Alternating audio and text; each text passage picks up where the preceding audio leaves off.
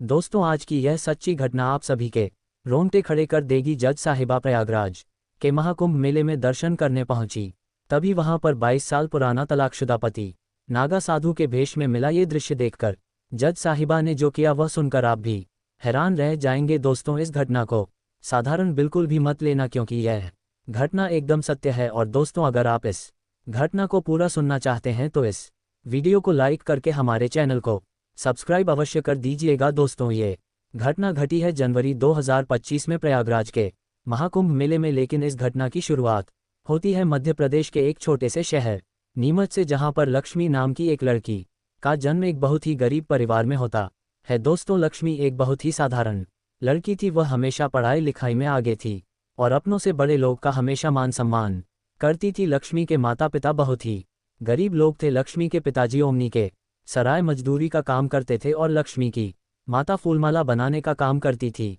दोस्तों, लक्ष्मी एक बहुत होशियार लड़की थी। वह हमेशा अपने माता पिता की मदद करती थी।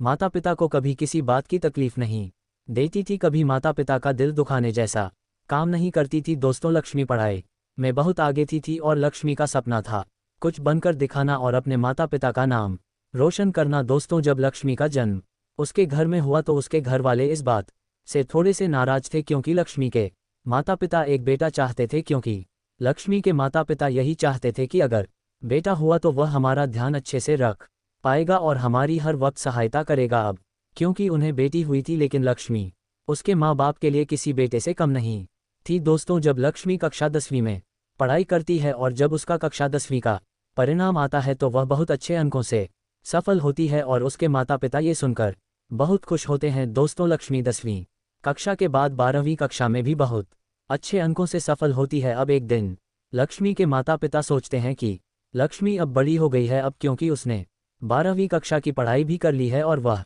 पास हो गई है, तो क्यों ना अब इसकी शादी करवा दे। अब क्योंकि दोस्तों, लक्ष्मी के माता पिता यही सोचते थे कि हम ठहरे गरीब लोग और गांव के लोग, अगर हमने अपनी बेटी की शादी समय रहते नहीं करवाई तो फिर हमारी बेटी से कोई शादी नहीं करेगा। लक्ष्मी के माता पिता की यह सोच थी, लेकिन लक्ष्मी यह सोचती थी कि वह पढ़ लिख कर कुछ बनना चाहती है। अब दोस्तों, जब लक्ष्मी के माता पिता लक्ष्मी को शादी के बारे में बताते हैं और बात करते हैं तो लक्ष्मी बहुत उदास होती है। लक्ष्मी माता पिता से कहती है कि माता पिता, आपको मेरी शादी की अभी इतनी जल्दी क्या है, अभी मुझे कुछ बनना है और मुझे आपके लिए बहुत कुछ करना है। तब लक्ष्मी के माता पिता बोलते हैं कि बेटी, आज तक तुमने हमारे लिए जो किया वह कम नहीं था। तुमने हमेशा हमें बहुत प्यार दिया। हमें एक बेटा चाहिए था, लेकिन भगवान ने हमें तुम्हें दिया और तुम हमारे लिए किसी बेटे से कम नहीं थी। यह सुनकर लक्ष्मी थोड़ी सी भावुक होकर अपने माता पिता को गले लगा लेती है। अब दोस्तों, लक्ष्मी अपने माता पिता की बात मान लेती है, क्योंकि लक्ष्मी एक बहुत अच्छी लड़की थी और मैंने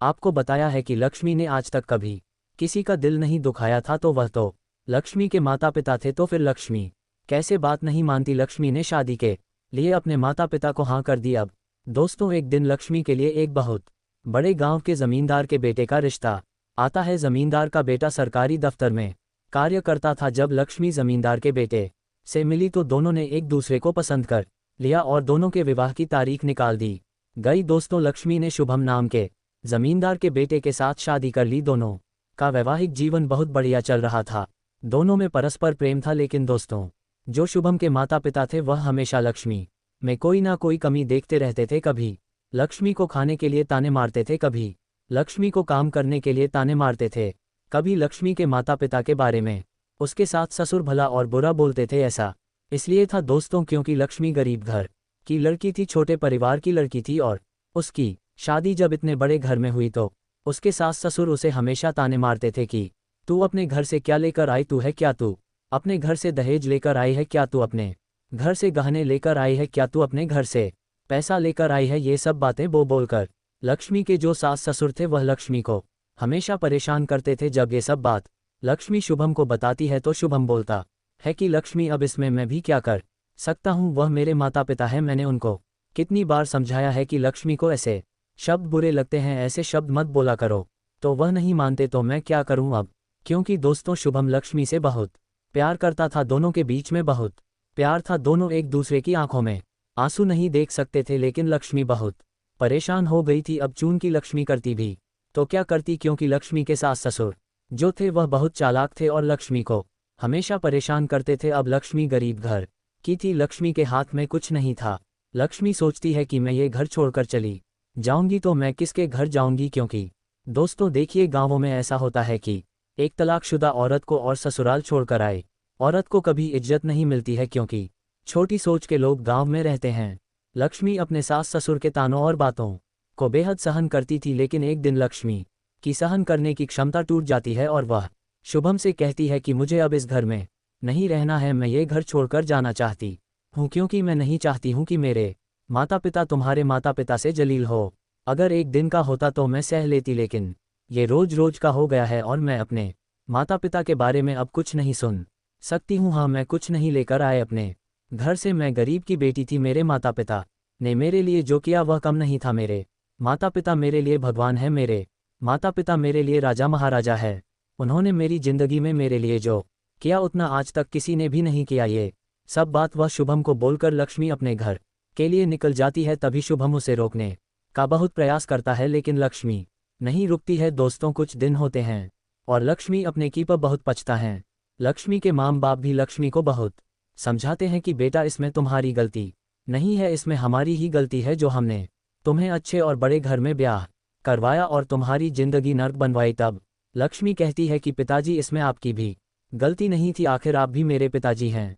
अगर आप मेरा अच्छा नहीं सोचेंगे तो कौन सोचेगा। ये बात लक्ष्मी अपने पिताजी से बोलती है। अब कुछ दिन होते हैं और लक्ष्मी जीवन का सबसे बड़ा निर्णय लेने वाली थी और वह निर्णय था तलाक का, क्योंकि लक्ष्मी ने कसम खाई थी कि वह आज के बाद अपने ससुराल का चेहरा नहीं देखेगी, अपने ससुराल में कभी कदम नहीं रखेगी। दोस्तों हालांकि इस घटना के बाद लक्ष्मी की पूरे गांव में बेहद बदनामी हुई, क्योंकि लक्ष्मी ने अपने पति शुभम से तलाक लिया था और अपने माता पिता की इज्जत का भी उसने ख्याल नहीं किया था।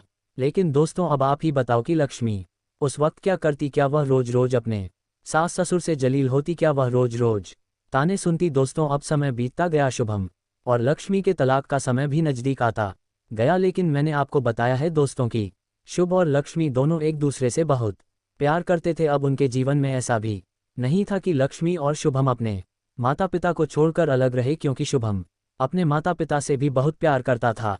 अब यहाँ पर शुभम के सामने एक बहुत बड़ी चुनौती थी कि वह अपने जीवन में आखिर किसे चुने। लेकिन शुभम ने अपने माता पिता को चुना और उसने भी लक्ष्मी को तलाक दे दिया।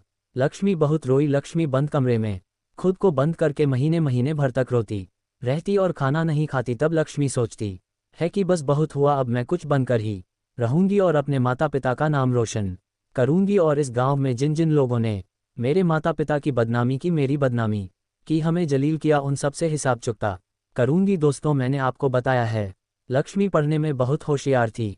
लक्ष्मी अपने जीवन में वकालत करना चाहती थी, लेकिन उसके माता पिता ने शादी करवा दी थी, इस वजह से नहीं कर पाई थी। लेकिन दोस्तों अब लक्ष्मी जो है वह वकालत की पढ़ाई शुरू करती है। लक्ष्मी वकालत की पढ़ाई करने के साथ साथ अपने माता पिता के काम में हाथ भी बटा थी। ये देखकर माता पिता बहुत खुश होते थे, क्योंकि उनकी बेटी अब जीवन में सही राह पर जा रही थी और खुश थी। लेकिन दोस्तों उधर शुभम बहुत परेशान था। शुभम का काम करने में मन नहीं लगता था।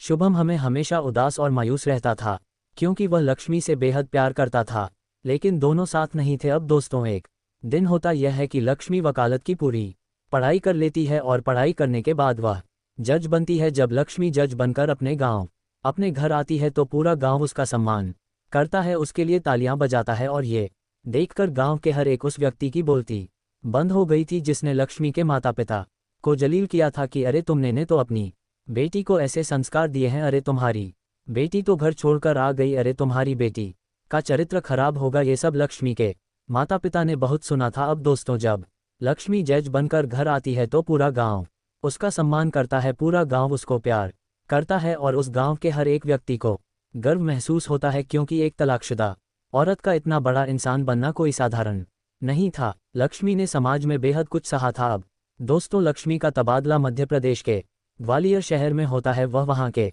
न्यायालय की न्यायाधीश बनती है। लक्ष्मी अपने माता पिता को भी उस गांव से अपने साथ ग्वालियर लेकर आती है और सरकारी आवाज में अपने परिवार के साथ रहती है। अब दोस्तों लक्ष्मी का सिर्फ एक ही सपना था कि अपने माता पिता को हमेशा खुश रखना, और वह अपने माता पिता को खुश रखने में कोई कसर नहीं छोड़ती थी। अब दोस्तों समय धीरे धीरे आगे बढ़ता गया और प्रयागराज में कुंभ मेला शुरू हुआ। लक्ष्मी चाहती थी अपने माता पिता को कुंभ मेले के दर्शन कराने कुंभ मेले में स्नान कराने। तो दोस्तों अब होता यह है कि लगभग 12 जनवरी 2025 को लक्ष्मी अपने माता पिता को लेकर प्रयागराज महाकुंभ मेले में जाती है। जब लक्ष्मी उस महाकुंभ मेले में पहुंची, अपने माता पिता को उसने स्नान कराया, एक एक मंदिर घुमाया और पूरा महाकुंभ घुमा रही थी। तभी लक्ष्मी के सामने एक साधु आता है और वह साधु लक्ष्मी के माता पिता से कुछ भेंट मांगता है। तब लक्ष्मी उस साधु की ओर देखती है तो लक्ष्मी को दिखता है कि शायद मैंने ये चेहरे पहले कहीं ना कहीं जरूर देखा है, क्योंकि दोस्तों लक्ष्मी की